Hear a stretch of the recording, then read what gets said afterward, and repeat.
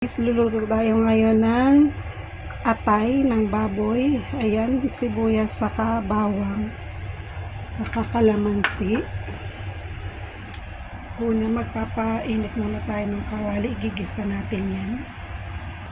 Ayan, nilagyan ko ng mantika na. Lagay natin yung bawang. Sunod natin yung atay.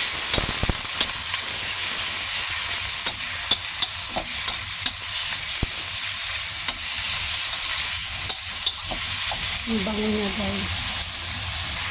Sunod natin yung sibuyas. Ganyan ako magluto nito.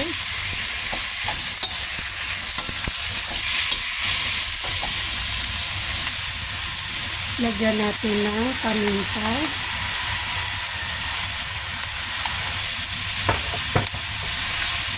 Seasoning na prepare nyo. Lagay natin ng kalamansi. Lagyan natin ng konting oyster sauce. Tapos konting tubig.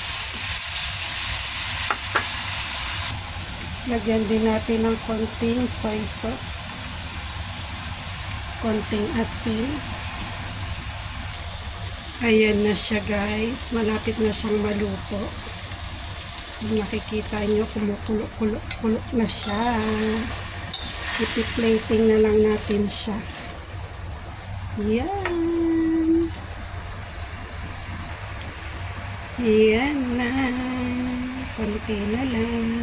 Tingnan nyo, guys. Lutuin nyo rin ito. Oh, napakasarap. Pag mga ganitong luto ay naku, makaparami kayo ng kanin. Diba?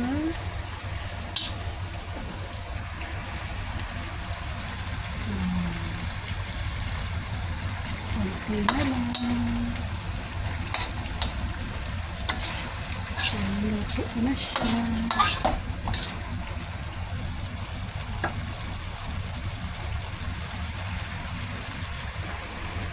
Lapit na siyang maluto. Ayan. Ayan na siya, guys. Luto na. O, diba, napakasimple lang. At napakadaling lutuin.